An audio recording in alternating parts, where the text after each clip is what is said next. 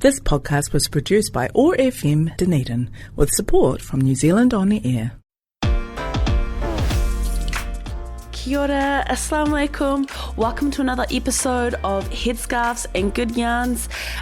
This is part 2 of the positionality corridor that we started off with the last episode. It was just reflecting on the first part. I was thinking how important positionality is, right? It is similar kind of in a way to understanding privilege or equity, but there's something about positionality that encompasses all of those things and more in a way where it's specific and reactive to the particular context that you're in. I think there's something to be said about positionality. It just allows you to have this next level of awareness, and I think that level of awareness is really what makes a difference in how you behave, what you say, how you show up, how you don't show up. So I'm really excited to really get into this corridor. So you don't have to have listened to the first episode to really get to grips with what we're talking about for this episode. But yeah, the last episode we really built a whole foundation on what positionality is, how to identify yours, how it's different from privilege, and kind of talking about the, things kind of under the surface when we talk about positionality, right? How you kind of live in a world where performed positionality is encouraged, how reactive it is. So yeah, a quick, recap for anyone jumping in fresh off this episode. Positionality is really about where you stand in this world. Look down at your feet and where are you? And it's about, your race, your gender, class, ability, nationality, but it's more than that. It's every facet of who you are. And it goes deeper than intersectionality because it's about, more than just your identity, but your life experiences as well. And your positionality, it shapes what you can see and what you can't see. So it's not about a hierarchy of who's right. It's more like a map. And, the goal of this isn't to make you or anyone feel guilty. It's not really about guilt. It's about accuracy. It's about being honest and real about where your 2 feet are, so you can acknowledge the landscape that you're looking at in front of you, what potentially could be missing from that landscape. So yeah, we really built a really strong foundation of understanding in that first episode. And in this episode, I really want to give you real life tips and applications, ways that you can take this understanding and, give you tools that you can take with you, as you move through life. So let's get into it. I really want to talk about positionality and media literacy, and just kind of by extension of that, critical thinking. I don't know about y'all, but I grew up I'm a baby millennial, so kind of a zillennial generation, and we were kind of I remember just growing up and we were touted to be these digital natives. It's a language that is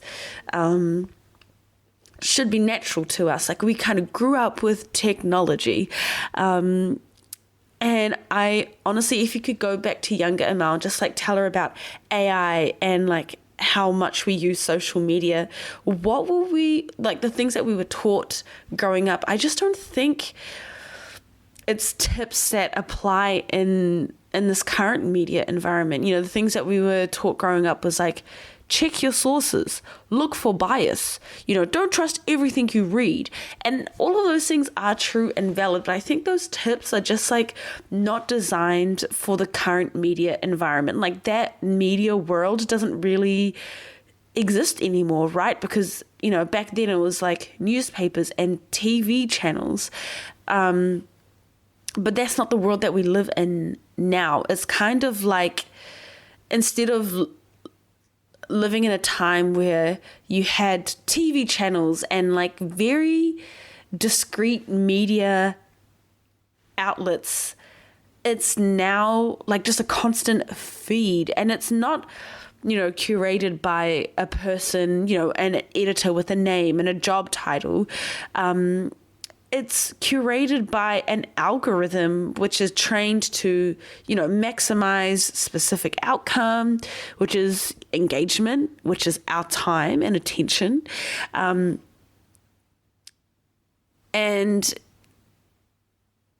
it's usually on a time on platform, which usually has nothing to do with what you end up understanding about the world more accurately, if that makes sense. Like, you could be scrolling on Instagram or TikTok or, God forbid, the Facebook Reels. And most of the time, like, can you honestly say you remember what you have watched? No, like, it doesn't actually ask for a lot of investment in that engagement. And so I really want to talk about positionality in this current media environment that we live in. Because I think if we don't acknowledge that the world that we live in is not proper media literacy, isn't it? So I think the first point here is that the algorithm doesn't have a positionality. It manufactures one for you individually. In the way that it used to be with positionality and media, it was kind of like the editors or, the people with the power in the media world, their social position kind of shaped what got covered. And that,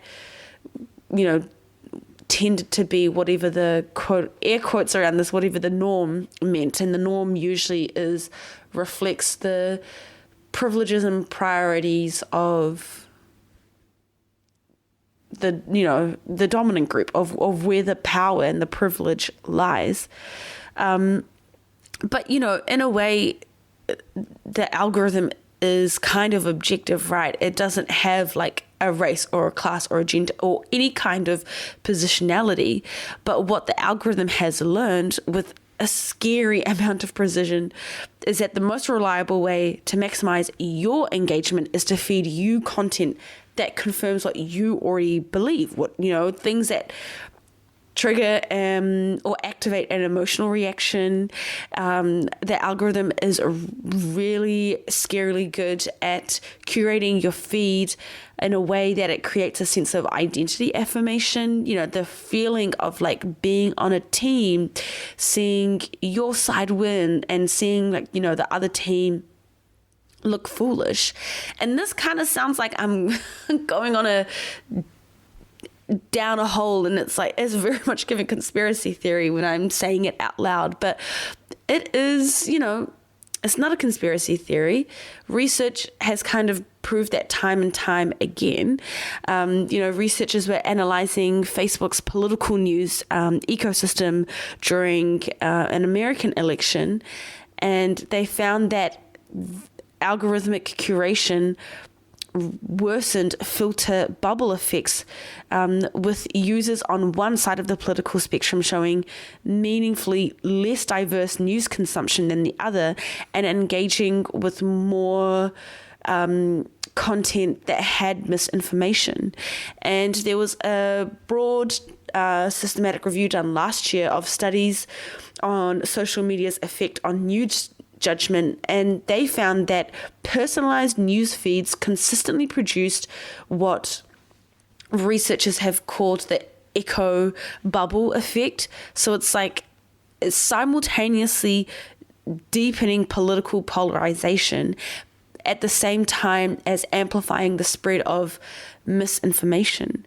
So I think here's, what the gag is here is that you don't choose your filter bubble the way that you choose a newspaper.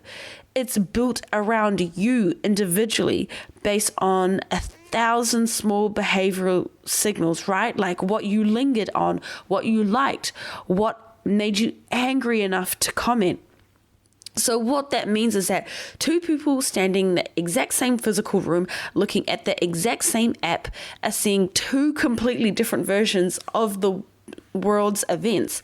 And that's not, curated by the media giants' collective positionality, but it's curated by your own past behavior. It's mirrored back at you in a really intense manner.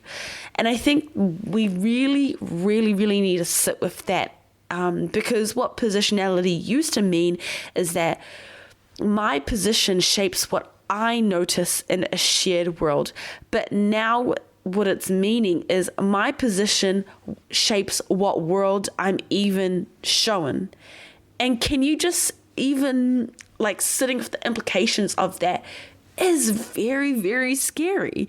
I don't see how we can live in a world where we can live with our differences if your positionality shapes the world that you're even shown, as opposed to my position shapes what I notice in a shared world. I think another thing to really marinate on is that, because of this, it's creating a strange counterintuitive shift back towards institutional trust. And I think this is really important to sit with. And it's not, I haven't heard a lot of kōrero around this, but it's something that's happening right now. And that trust in traditional news media has, quietly on the sides and low-key recovering after years of decline. And I think it's because the alternative has just gotten a lot worse. Here in Aotearoa, New Zealand, the AUT Trust in News report, which is, annual survey, hella respected, found that general trust in news rose from 32% to 37%, which has been from 2025 to 2026, which is the first increase after 6 years of decline. And I think the researchers' explanation for this is fascinating. They pointed to the rise of low quality, though dare I say high key, it's high quality, because sometimes I be scrolling on things and I really have to sit with is this real or AI? It's sometimes it's now starting to get to the point where it's really hard to tell. But anyways, the rise of, for lack of a better word, AI slop flooding our social media feeds, it's being distributed for commercial or political gain. And that's, I think, a key reason we need to become more conscious for the need for verified information. There was one respondent quoted in that report, and they put it hella bluntly, but kind of to the point, which is traditional news will end up regaining trust because there will be no way to tell whether something is AI BS or not.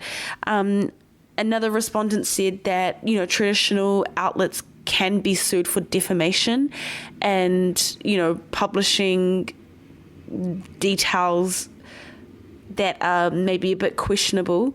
But those same accountability structures just don't apply to AI yet.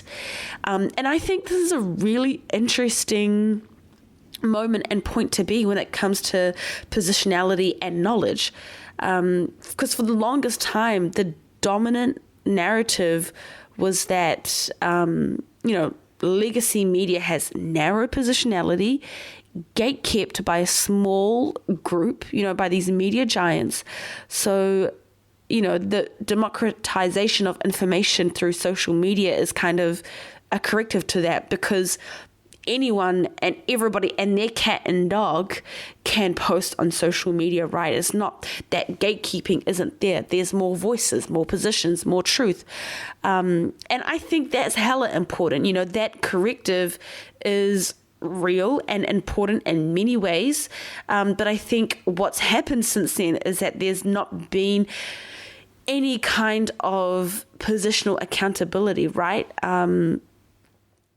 There's no media giants to point to, no author, no fact-checking desk, not even a human. Sometimes it's just some kind of AI model.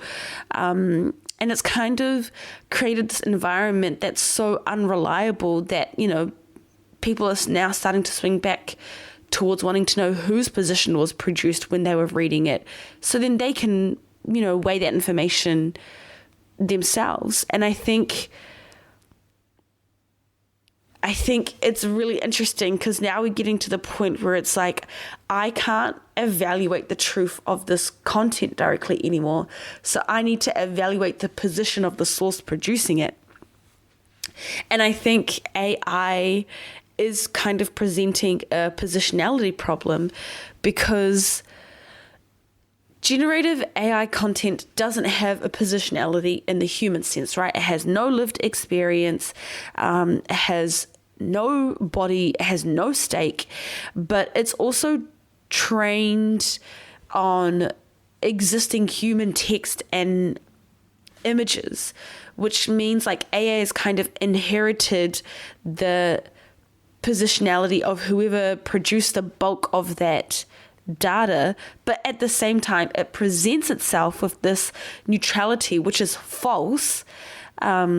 It's kind of like the God trick that Donna Haraway warned us about, the view from nowhere, except now it's literally automated and mass produced at a scale that no human editor or media giants could ever achieve. So, when an AI generated image or article is quietly assumed to be a default, a default body, a default nationality, a default register of what quote unquote normal likes, a default framing of a conflict, that assumption isn't coming from nowhere. It's coming from the statistically dominant pattern of that data, which has been repackaged to be neutral. And it's kind of like this is the new invisible center. And so, what this means is that when it comes to media literacy now is not just asking who wrote this. Now we have to ask ourselves, was this even written by someone? And if not, whose aggregated positionality is hiding inside the pattern it's reproducing? Because this data has to come from somewhere, and normally the data reflects the dominant, what is kind of the system pushes forward as the norm. And so I think it's not just asking ourselves who wrote this, but was it even written by someone? And if not, whose aggregated positionality is hiding inside the pattern it's reproducing? And I think this proximity problem is getting worse, not better, even as we have more and more access to information. If we just cast our minds back to the first part of this corridor, Brian Stevenson had this idea that proximity changes what you can understand.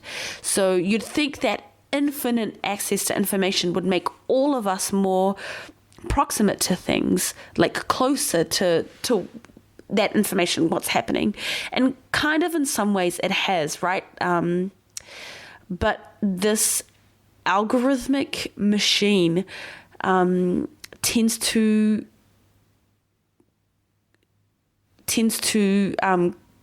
make us closer to something for sustained understanding.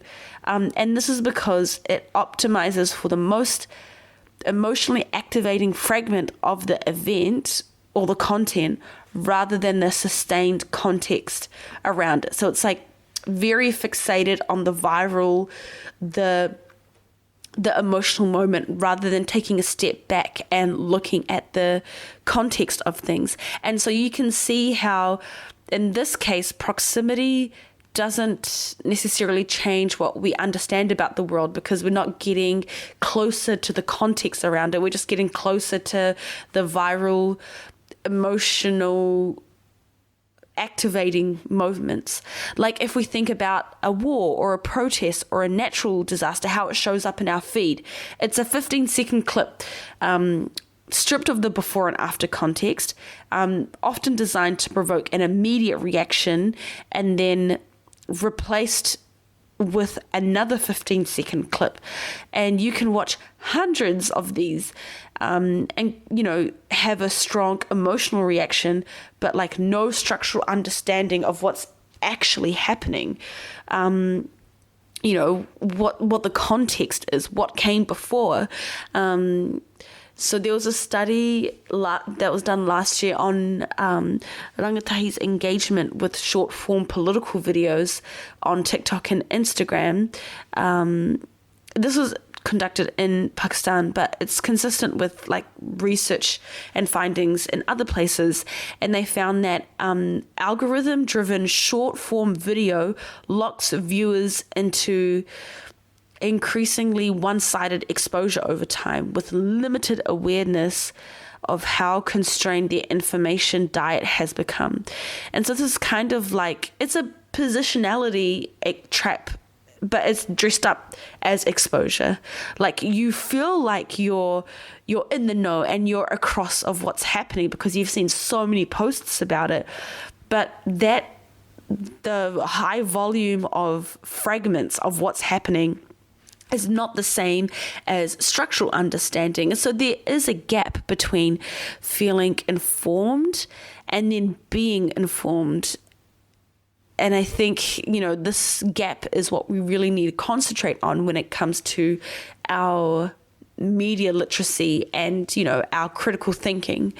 Let's kind of get to how to actually apply this, because right now it's been hella abstract. So I think the first thing to ask is who profits from your attention staying exactly where it is, because every platform you scroll has a specific, monetization model, and that model has opinions about what kind of content is good for you to see. So a platform that's monetized by ad engagement wants you to be outraged, because outraged people scroll longer. And that kind of sounds like a hot take, or it sounds wild saying that, but it's a documented design logic behind our feeds and the algorithm.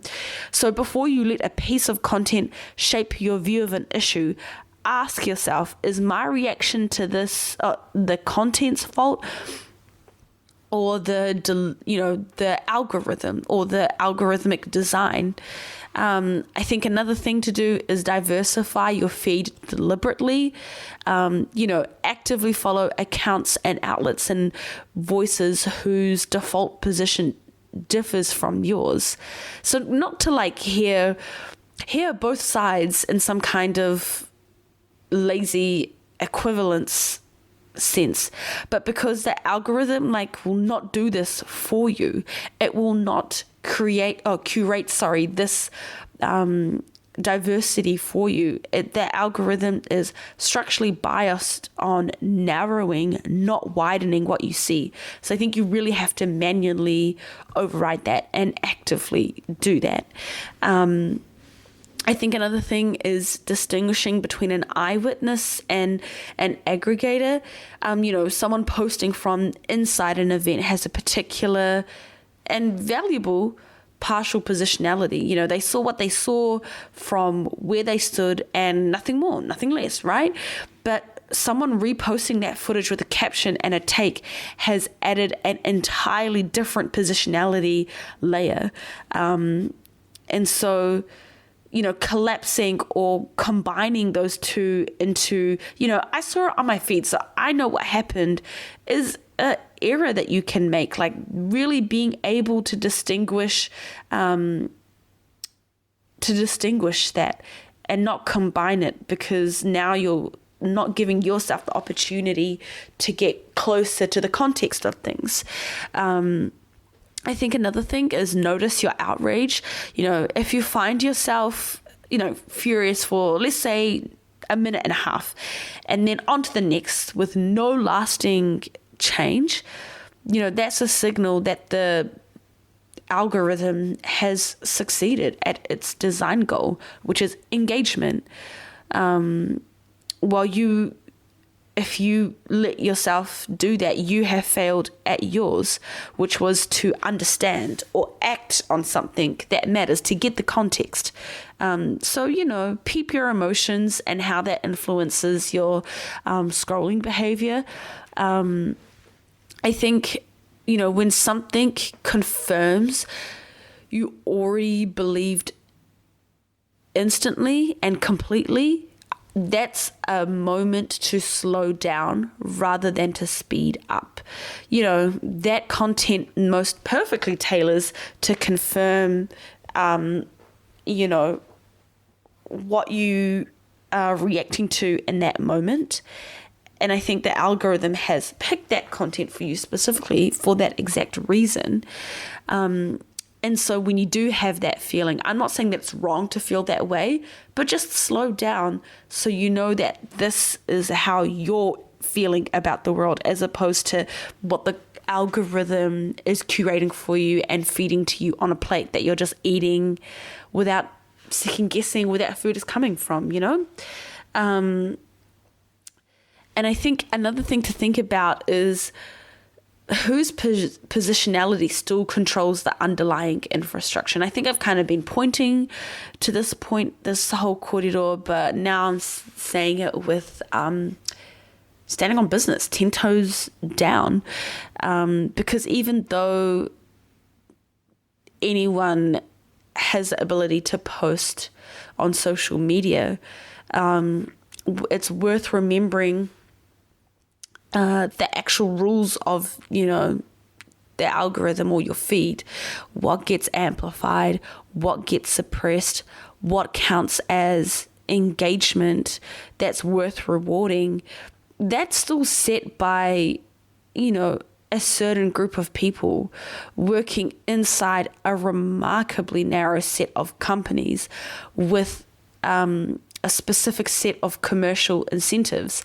So the positionality of that group, their assumptions about value and harm and neutrality and what's political versus what's just how things are, it really shapes the architecture that then shapes what we see every single day. And so there's kind of, again, this invisible center in our media. But it's like on another level because of our algorithms and of AI. And it's not that there's no one driving.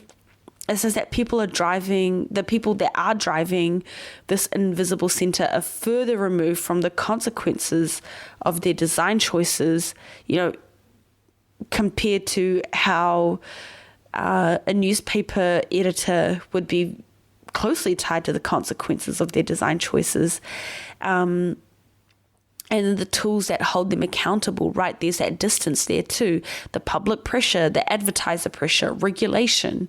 So I think, again, when it comes to positionality and our current media climate, is who benefits from the way that the system is built and whose experience is treated as the noise to be optimized away. And I think that's really, really important to think about when it comes to positionality and our media literacy. And now I kind of want to talk about positionality and how it relates to the systems around us. And a really good place to start would be te tiriti or waitangi. It very much is related to positionality. Here there is a positionality story baked into the founding document of Aotearoa. Te tiriti was signed between Māori chiefs and representatives of the British Crown in two languages with two versions that do not say the same thing. The English version speaks of Māori ceding sovereignty. Te tiriti, the one signed by the vast majority of rangatira who put their names to that speaks of retaining tino rangatiratanga, which is full chieftainship and authority over their own affairs. And so that gap is not a translation accident. It's positionality frozen in the legal language, frozen in documentation. The British negotiators wrote a version that served their position, and many Māori signed a version of that from their position, which preserved tino rangatiratanga, whilst in fighting a form of partnership and governance support. So two completely different documents presented as one, because each side signed or wrote it from where they stood, and one side's version became the one enforced in colonial courts. And so understanding that gap is, I think, a really important entry point into positionality thinking for anyone here in Aotearoa, whether you're tangata whenua or tangata tau iwi, because everything that happened is still, I hesitate to say history, because we're still living in the consequences of that now. The history of land confiscation, language suppression, structural inequality stems from whose version of what we agreed to got institutional power behind it. And I think everything that happened as of late with the Treaty Principles Bill is a live invitation into positionality and political narrative, is kind of like a textbook example of positionality as a political weapon that has been played out. So in late 2024, the ACT Party introduced the Treaties Principle Bill, which is a piece of legislation that tried to legally redefine the principles of te tiriti. And David Seymour, who is, the bill's architect, framed the debate by asking why Aotearoa in New Zealand should be divided into tangata whenua and tangata tiriti, rather than treating everyone identically under the law. And I think, let's really get into it, because notice the positionality move embedded in that framing, right? It treats formal sameness as the neutral, obvious, fair position, and treats any acknowledgement of a specific historical relationship as the deviation, as the division. And I think that invisible center move that we kind of talked about, or we've been talking about, is playing out right now. It's presenting one very particular historical and political position, that a colonial era treaty between a crown and indigenous people should function identically to a regular law applying uniformly to interchangeable humans, as though it's simply neutral itself. And so the bill went to select committee, and it received a record-breaking number of public submissions, and it was met by a hikoi that organisers say drew between 35,000 to 50,000 people from across the motu, converging on Parliament. The Justice Select Committee's report ultimately recommended the bill not proceed, citing its inconsistency with te tiriti o Waitangi and its promotion of formal equality over genuine equity, and its negative impact on social cohesion and Crown Māori relations. And so it was voted down in its second reading last year in April, 112 votes no to 11, with only the ACT Party's members voting in favour. And I think this is really important because the defeat of this bill kind of did not end the broader project. I think this bill kind of poked the belly of cultural wars, race relations. I'm not too sure exactly how to coin it, but by April this year, the government had moved to rewrite te tiriti references across more than 20 pieces of legislation, lowering the legal weight given to te tiriti from a requirement to, because it was previously written as a requirement, so you have to give effect to its principles, and it's now watered it down to a weaker obligation to take into account or have regard to. And this is dangerous because it reduces te tiriti as just a mere consideration. And it's insane. It's like, so you can see how this is positionality behaving or operating at a legislation level. And, so a frontal visible attack on te tiriti mobilized so many people across the motu, but a technical clause by clause rewrite is far harder to see, far harder to organize against, and I think more consequential.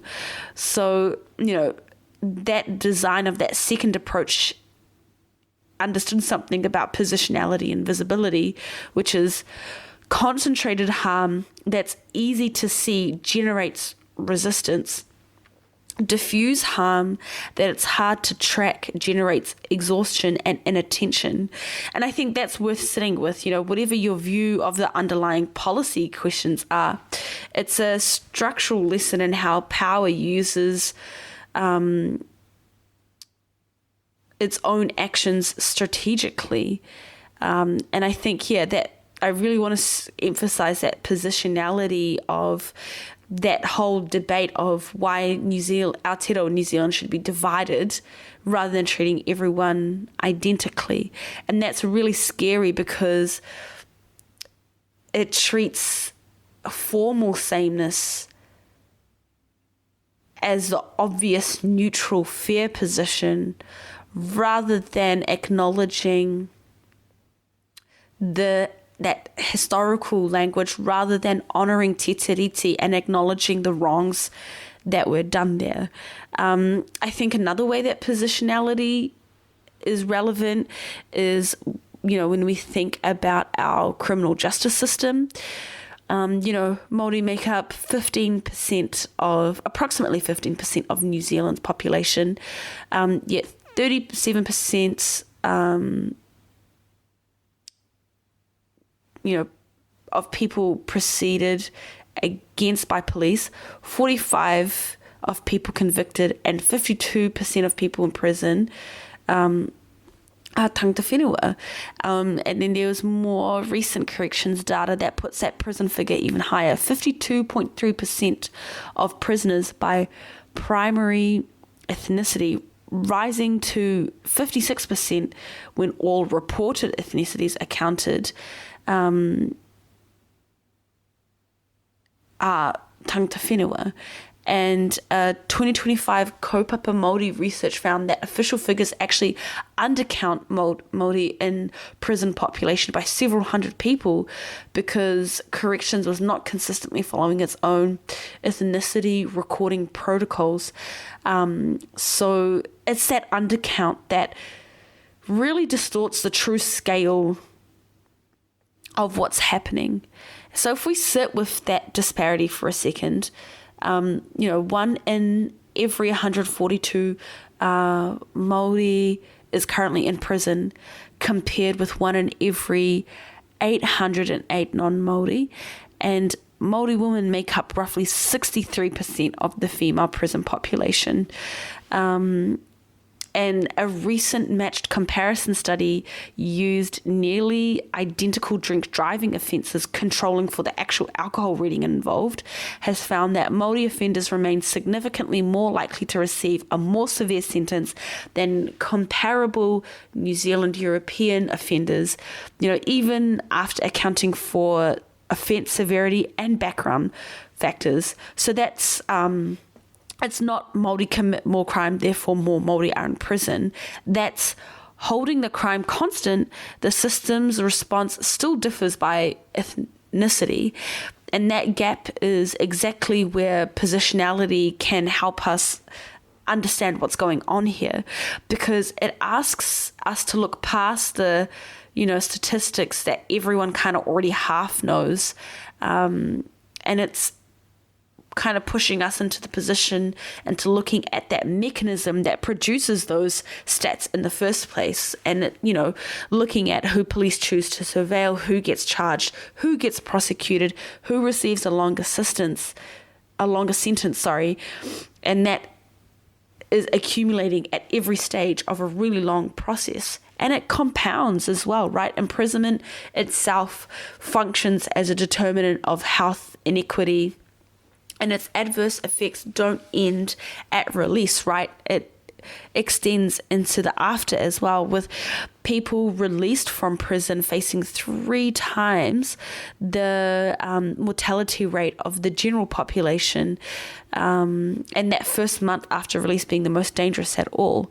So, if you occupy a position where you've never been proximate to this system, you never had a family member incarcerated, never watched someone you know or love get a harsher sentence than a Pākehā co-defendant for the same offence, these numbers can just come across as like abstract policy debate. But if you are proximate and close to it, they read as the architecture of your actual life.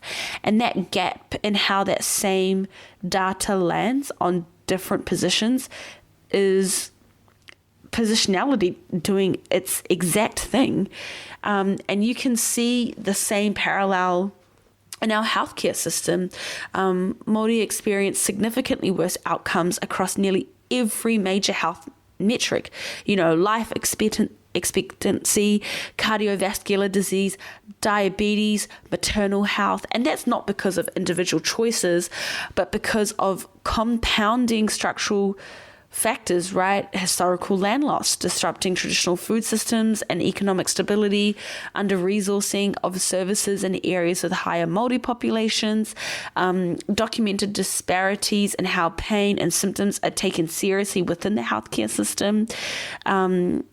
So that closure of dedicated Māori health initiatives in recent years, which include reviews of programs designed specifically to support Māori and Pacifica students into medical training, it kind of represents another version of that diffuse, hard to mobilize against pattern that we saw with, Te Tiriti legislation.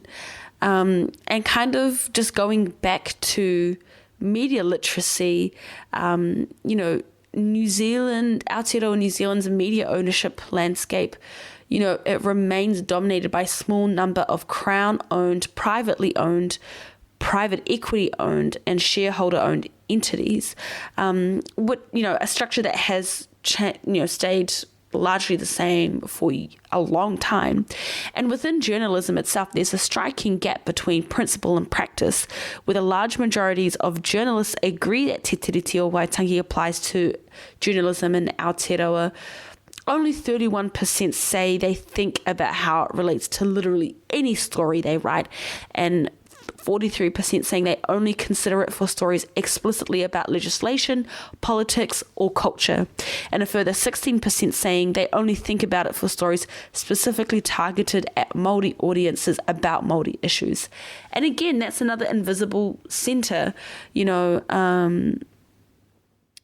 talking about Te Tiriti is treated by most journalists as a special bounded topic to switch on for specific stories, rather than a constitutional reality that, that should and does quietly shape the framing of every story, the way an unmarked dominant positionality always does.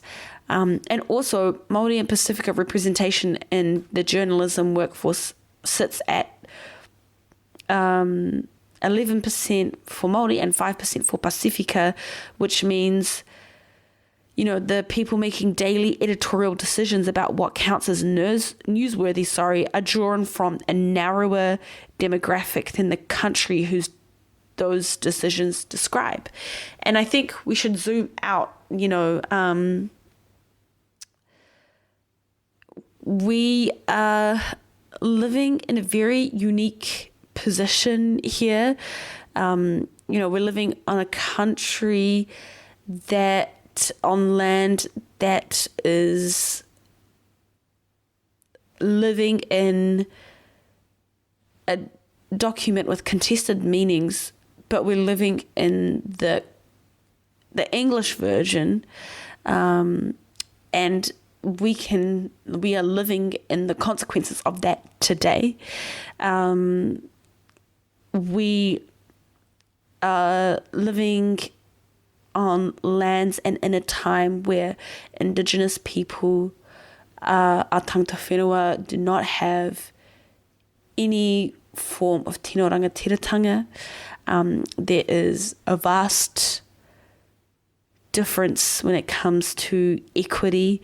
Our system very much favours the dominant. And so I think positionality is really important here, because when it's applied carefully to a specific place with real numbers and real history, it gives you a sense of understanding the patterns. It gives you a sense of critical thinking. And so you're not just understanding the system, but you're understanding the mechanisms that built that system, that maintain the system. And you can add that to the lens in which you view this world.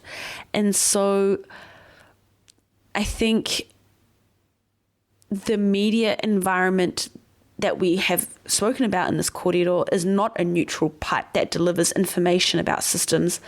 The way that you personally found out about the Treaty Principles Bill, whether it was a 15-second clip of the haka in Parliament stripped out of context, whether it was a long-form analysis piece, a politician's press release, or a friend's outraged repost, shaped what you understood about it before you even formed a single independent thought. The feed is not a window. It's a lens grounded by forces within their own positionality, placed in front of every system that we all engage with in our lives. And so I think what's really important is that the practice of positionality, noticing where you stand, what that lets you see, what it hides from you, you have to apply it to the systems themselves and to the mechanism that delivered your knowledge of those systems to you in the first place. And so I think that double application, the system and the lens you're viewing the system through, is a really a necessary version of this practice, of the positionality practice that we should be holding on to in our world. And, all of this is, it can be overwhelming, but I think to start with your practice, pick one system and go deep and not wide, because you cannot build a proximate understanding. When I say proximate, like something that you are close to what's going on. You are close to the context. You cannot build a proximate understanding of every injustice in the world by skimming all of them. Pick one, whether it's the justice system or the health care system, a media structure, and follow it for some time, weeks, months. Read the reports, notice when the coverage of it changes and ask why. Treat your local context as a training ground for global pattern recognition, because the one thing about these systems is that they are very connected. And I think that's why activism these days, it's when you're fighting for one kaupapa, you're standing up for others as well. You know, for example, the all the kōrero around justice for Palestine, you'll often hear kōrero around what's happening in Sudan or in Congo. Our world is very connected, and I think, you know, when you understand the patterns of the system, you see it cropping up in other places. And so, you know, it's important to learn the local context of what's happening, and then it will be a lot easier to see patterns globally. And I think if you learn yours specifically, so if we are all like, you know, after this episode, we all kind of lock in and focus on what's happening here in Aotearoa, it will make every other country's systems understandable to you in a way that abstraction never could. And I think, you know, building a habit of asking, what's the diffuse version of this? You know, whenever you see a dramatic or defeated headline, ask yourself, what's the quieter, slower version of the same headline that could be happening underneath it? Kind of like, you know, what we were talking about with te tiriti and the legislation that's been happening the past couple of years. And, you know, constantly remember that your feed has a position, even though it has no face. So talk back to it the way that you talk back to a biased editor, because, you know, structurally that's exactly what it is. You know, we talked about The Wire, that TV show, in the first part of this positionality kōrero. And a character says, almost as an aside, that the game is rigged, but you play it anyway because not playing is actually an option for the people stuck inside it. And I think about this line a lot and how relevant it is to our media and to our systems, because none of us get to opt out of having a position or out of consuming information through systems designed by people with their own positions, largely invisible to themselves. But you can know that. You can ask every time something lands in your feed or in your understanding of a system, who built this, from where, and what does that mean for what I'm not seeing? That's the whole practice. That's the whole positionality practice. It's not certainty. It's not paralysis. It's kind of that steady, humble habit of asking the question. And I think it's really important to do that, and applying those questions not to the system itself, but the lens in which you're viewing or experiencing the system. I think that will lend ourselves to like a whole other level of critical thinking that we need, that we really, really need in the world that we're living in now. So thank you so much for tuning into another episode of Headscarves and Good Yarns.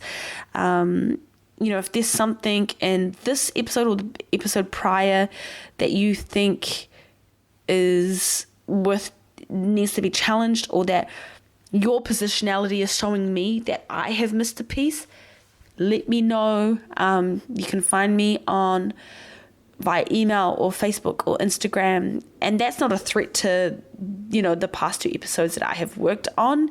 It is exactly how it's supposed to keep getting better. So thank you for tuning into this episode of Headscarves and Good Yarns. Take care of yourselves and your communities, and catch you for the next one. Thank you for tuning in into another episode of Headscarves and Good Yarns. To keep spinning the yarns, let us know your thoughts. You can find us on Facebook and Instagram at Headscarves and Good Yarns, or email us at headscarvesandgoodyarn@gmail.com.